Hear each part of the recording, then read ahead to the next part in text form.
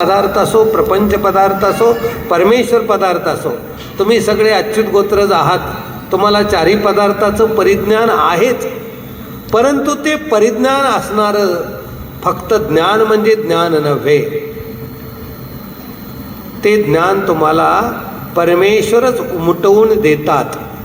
यासाठी तुम्हाला परमेश्वराच्याच ज्ञानाचा आनंद परमेश्वराच्या सांगितलेल्या पद्धतीनेच अनुभवायचा आहे. म्हणून मला तुम्हाला हे सांगायचं आहे की विचारपर ज्ञानाचा आनंद आपल्याला अनुभवण्यासाठी ते महानुभाव व्हावं लागतं. अनुभवावा महानुभाव. महानुभाव अनुभवण्यासाठी आपण विचारपर ज्ञानाने तो दृढतेचा आनंद अनुभवू शकतो. कारण जर मी माझा सिद्धांत स्थिर ठेवत नसेल तर ते ज्ञान माझ्याकडे अजून स्थिरावलेलंच नाही आहे. कोणी यावं आपल्याला कन्फ्यूज करावं, असं नाही असं आहे, असं नाही असं आहे, तर आपण स्थिर झालेलोच नाही. विचारपर ज्ञानाने काय होत असतं? दृढता येते. दृढता येते म्हणजे ज्याप्रमाणे वडाचं झाड असतं ते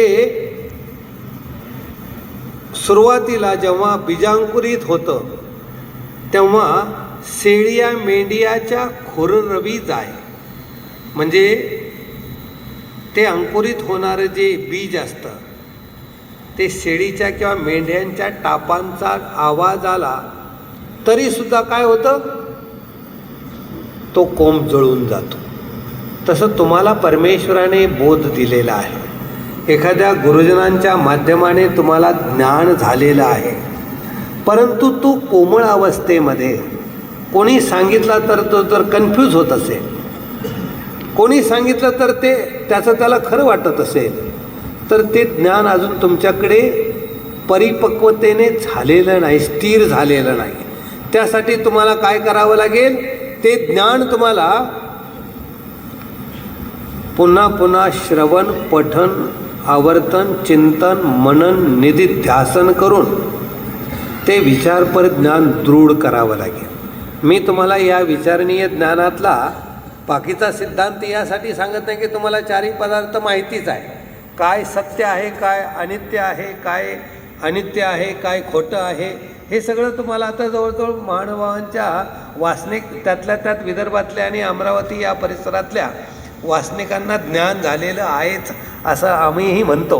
आम्हालाही त्याचा आनंद आहे की वासनिक वर्गातही ज्ञानाची जाणीव, ज्ञानाची जिज्ञासा, ज्ञानाचं सातत्य आपल्या सर्वांच्यामध्ये ते आम्ही अनुभवतो की ज्यामुळे ते तुमच्या ठिकाणी असलेली स्वस्थता, तुमच्या ठिकाणी असलेली परमार्गाविषयीची आवडी, तुमच्या ठिकाणी असलेला धर्म आम्ही तो पाहत असतो, आम्ही तो अनुभवत असतो, आम्ही तो तपासत असतो. आम्हाला ती म्हणजे पारख आहे. सहजपणे आम्ही चालता चालता, आता मी मगाशी रस्त्याने चाललो होतो आणि दोघे दंडोत करायला आले. म्हणाले, बाबा सगळं झालेलं आहे, फक्त थोडं अडकलेलं आहे. आता ते थोडं अडकलेलं म्हणजे म्हटलं होतं इकडून अडकले की इकडून अडकलं. आता हे म्हणत होते त्यांच्याकडून अडकलं, ते म्हणे यांच्याकडून अडकलं.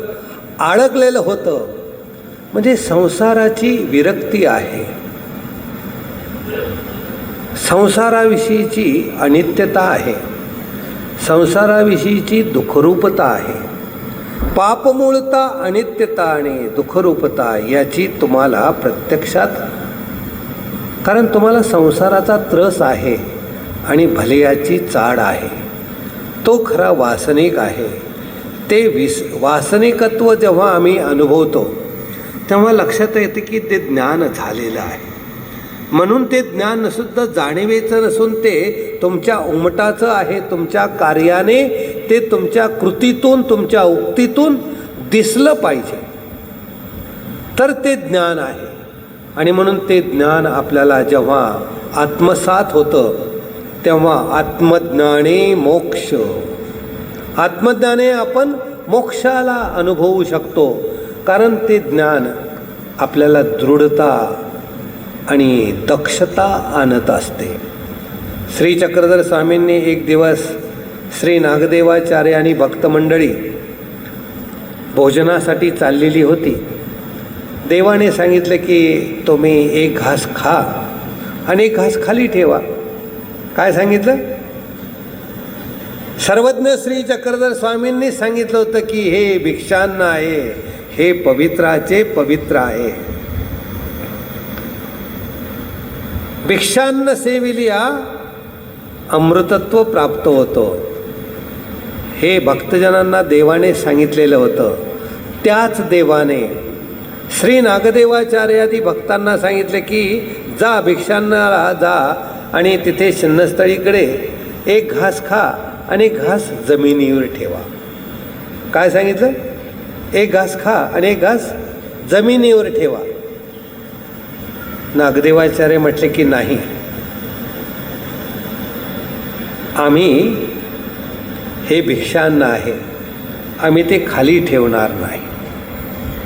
ज्या देवाने जे ज्ञान सांगितलं त्याच देवाने दुसरी आज्ञा केली तरी सुद्धा त्या ज्ञान साधनेवरून विचलित होणार नाही.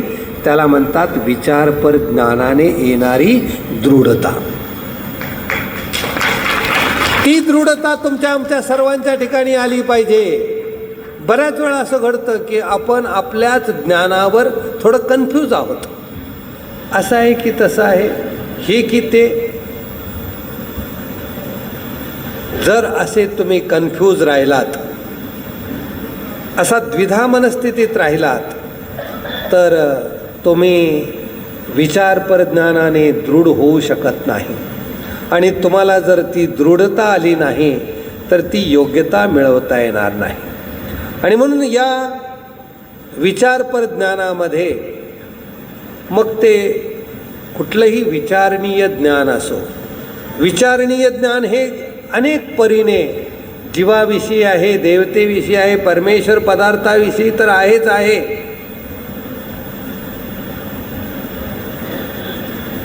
स्वामी म्हणतात फक्त देवता पदार्थाचं तुम्हाला परिज्ञान करायचं म्हटलं